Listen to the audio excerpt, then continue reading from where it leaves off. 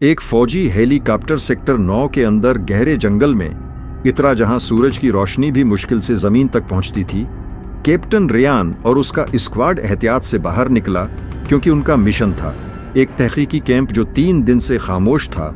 Sergeant Miller ने खौफजदा होकर कहा कि यह जगह गलत लग रही है, जबकि प्राइवेट लियो ने महसूस किया कि यहाँ कोई आवाज नहीं, न परंदे न हुआ।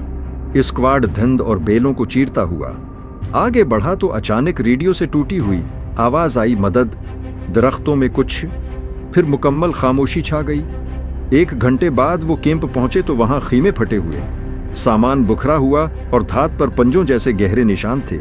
कैप्टन रियान ने कहा, यह इंसान नहीं था कि उसी लम्हे अंधेरे से चीख सुनाई दी। वो दौड़े मगर वहां सिर्फ एक टारिच पड़ी थी और एक सिपाही गायब हो चुका था। खौफ बढ़ता गया और लियो ने सरगोशी की कि कुछ उसे ले गया है।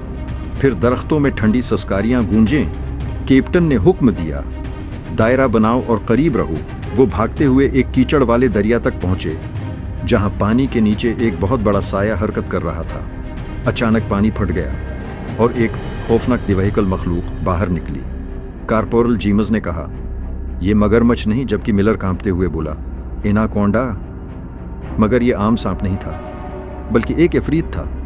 स्क्वाड भागा मगर एक और सिपाही अंधेरे में खींच लिया गया। लियो चीखा, इतना बड़ा सांप कैसे हो सकता है? तो कैप्टन ने कहा, यहाँ कुदरत के कवानीन नहीं चलते। फिर जंगल कांपने लगा और वो दिवाहिकुल एनाकोंडा साए से बाहर आया। इसका जिस्म आदमी से मोटा और ट्रक से लंबा था। सब जुम गए। कैप्टन ने कहा, जब तक मैं ना कहूं कोई गोली नहीं चलाएगा। मखलूक हुआ को सोंग कर दोबारा अंधेरे में गायब हो गई। स्क्वाड दौड़ते हुए एक पुरानी ज़ेरज़मीन सुरंग में घुस गया, मगर वहां गहरा गड़गड़ाहट गूंजी और दीवारें हिलने लगी। कैप्टन चीखा, दौड़ो। वो भागते हुए कलीरंग तक पहुंचे और लियो ने फ्लियर आसमान में छोड़ा। कुछ ही लम्हों बाद हेलीकॉप्टर आ गया। वो जल्दी से सवार हुए और जैसे ही जहाज ऊपर उठा, नीचे जंगल के किनारे पर वो दिवाहिकुल एनाकोंडा खड़ा था। पीछा नहीं कर रहा था, बस देख रहा था। हेलीकॉप्टर रात में गायब हो गया, मगर लियो लरुसते हुए बोला, हमने उन्हें खो दिया।